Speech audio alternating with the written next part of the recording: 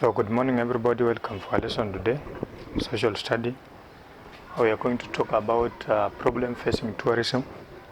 And before that we say that we have major tourist attraction in Africa. We talked about wildlife as the main, talk about the sand beaches or the warm climate along the coastal of Africa. And then we had also prehistorical sites where the remains of man have been found, call them archaeological sites.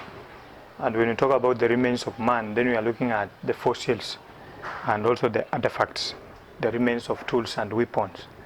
So remember that. So we want to look at the problem facing tourism. Before that also we say that the main benefit of tourism is to earn the government foreign exchange. So now we want to look at the problems. So number one, we have poaching. Poaching is the illegal killing of wild animals. This is the main problem facing wildlife. So we say that we have endangered species in the savannah or the game parks. That's rhino, and we have also elephants. Elephants are killed because of their tusks and so on. Then we have also the rhino. They also are killed because of their horns. So those are some of the endangered animals in the forest. So that's the major one facing wildlife. Then problem number two, we have accommodation problem. Accommodation problem. So accommodation, when we talk about accommodation, then we are looking at the tourists when they come to Kenya, how they sleep, how they eat, and then also the facilities in those hotels and so on. So you'll find that some of the hotels, they don't have good facilities to accommodate these people. That is also another problem. Then number three, we have cost of marketing. Cost of marketing. So we say the main way of marketing tourist destination is through advertising. To advertise. If you watch the TV, the wildlife program, you will see that most of the tourist destinations in Africa or in Kenya or Eastern Africa, they are mostly advertised through very many TV channels. So you'll find that the advertisement through those channels, it is very expensive because you must pay for them. And you said also this is the best way of promoting tourism. When you want to promote tourism, talk about wildlife, Masai Mara National Reserve, we want the tourists to come and see the wild beasts. Then we carry out what we call advertisement through those TV channels and so on. We have seen most of the time Kruger National Park in South Africa, advertisement through those TV channels. So advertisement is very expensive. It also makes it difficult when it comes to marketing of tourist destination places. And then we have another one is poor communication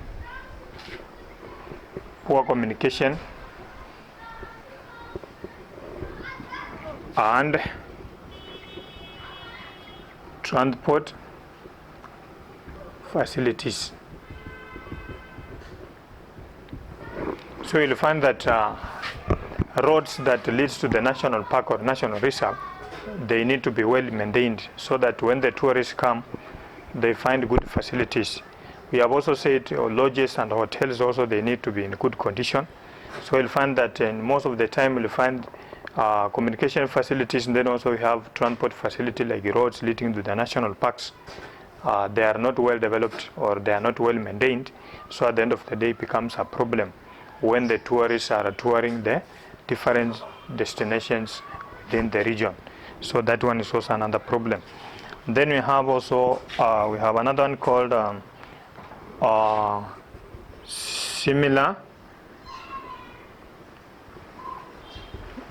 similarity of wildlife.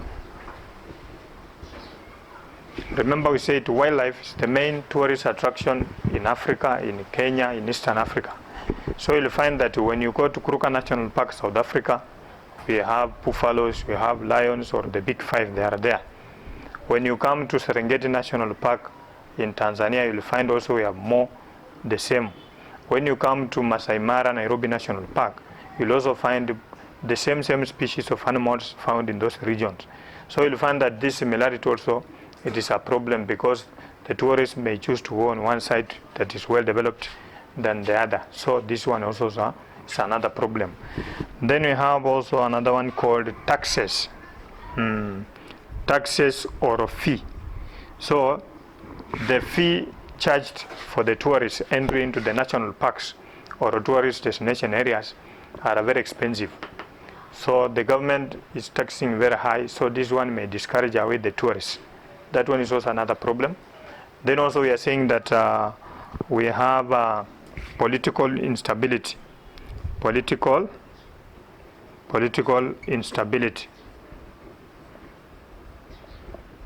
Political instability. So political instability is where you'll find that in the country there is no peace. Political instability means no peace. People are really fighting, they are killing one another. So this one discourages away the tourists. Tourists would like to go where there is peace. But if they have political instability where people are fighting, people are killing one another, then they cannot be encouraged to go there. So that one is also another problem. And then the main problem facing tourism, we call it terrorism. So we have terrorism, or we can stroke it with the insecurity. Insecurity or terrorism or insecurity. So this one is also the major problem facing tourism, because you have said when the tourists come, you'll fear that somebody, people from Germany, they have been killed, maybe along Mombasa in their vehicle, people have been kidnapped. So those are some of the problems. So this is the main problem facing tourism, insecurity or terrorism for the tourists, like that. Then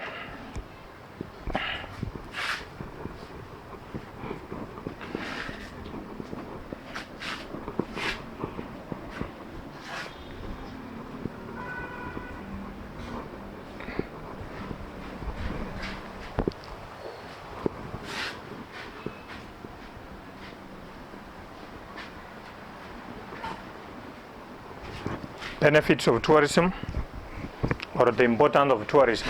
So we say the benefit is the importance. We say that number one, it earns the government what we call foreign exchange. And the foreign exchange is the money brought by the tourists when they come to the national park, to the sandy beaches, to enjoy the tourist destinations. So that one is the main, that is number one. And then we have also number two, we have increased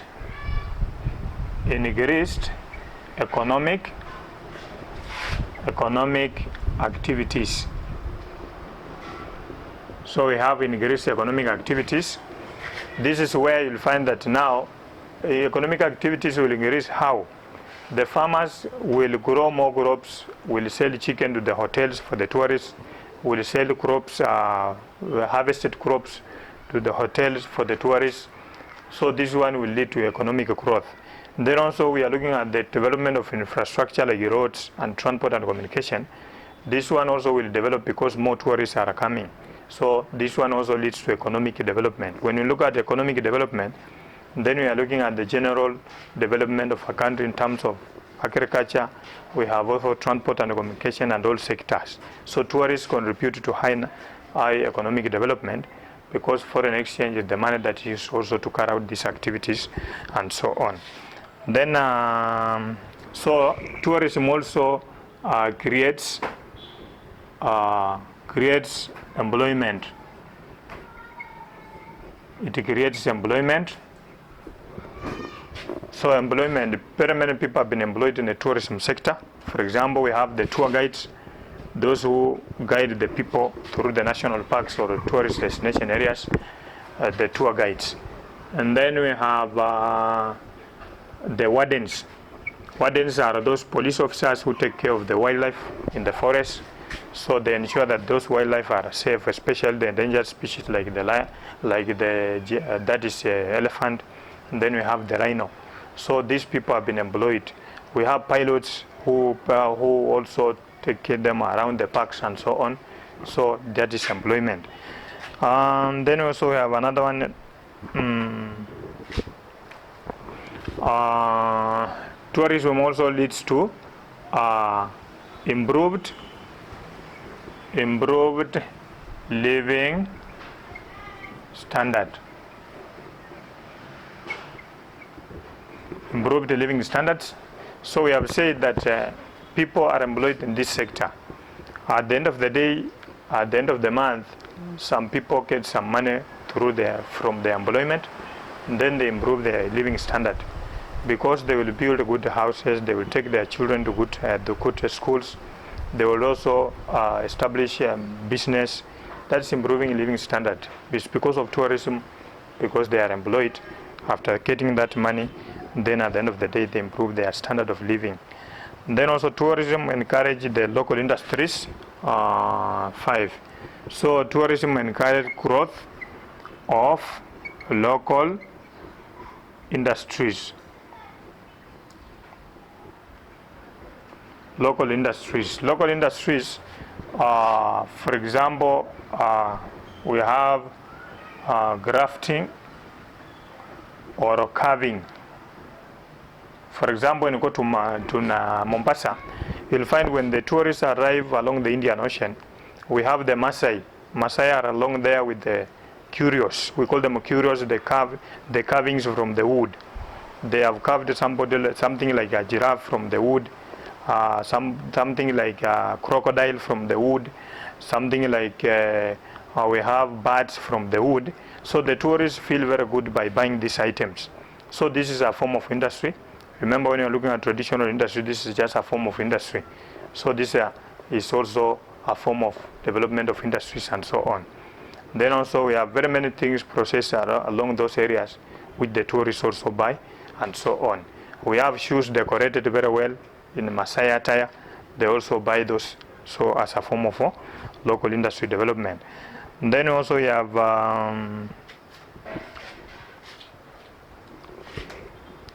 then number 6, government and revenue or income. So we have talked about tax or the foreign exchange. So tourism sector, different levels, they earn the government revenue. And this revenue is the one that is used by the government to build roads, to build the schools, to ensure that the hospitals have medicine, and then also to ensure that the health facilities like hospital also, they have health medical staffs and so on. So that one is government revenue, which is a source from the tourism sector. And then we have also tourism help in the promotion of international relations. So number 7, we have international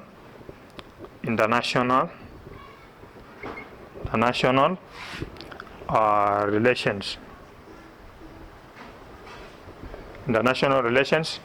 International relations means good relationship between the countries. For example, if the Japanese can come in Kenya, then they come to see wildlife, they come along the sandy beaches, then it means Kenya has a good relationship with those countries. So that's what they're talking about, international relationship.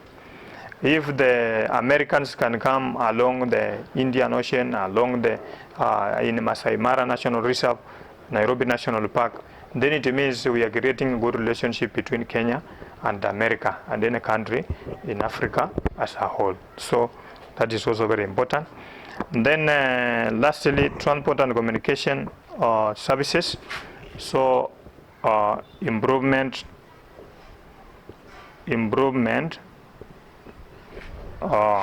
of infrastructure.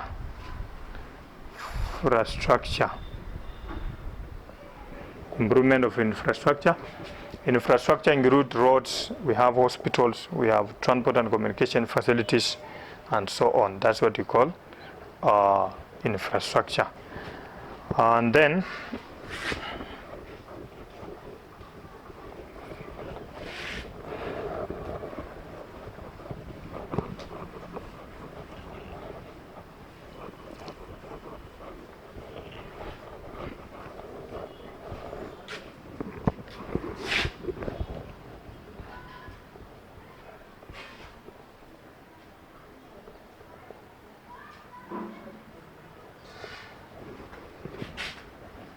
so this is very important. So the main problem facing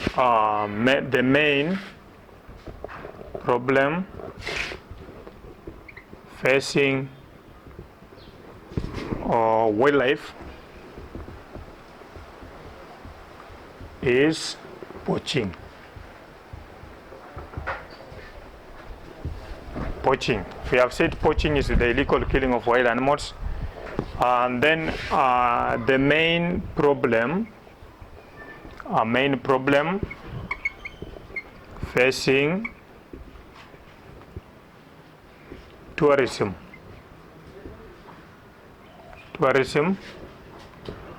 is terrorism or insecurity. This is where you'll find that the terrorists may engage in kidnapping the tourists, then demanding for money from the government so that they can release them, or even some of them are killed. So that is also very important. The best way of conserving a wildlife is educating people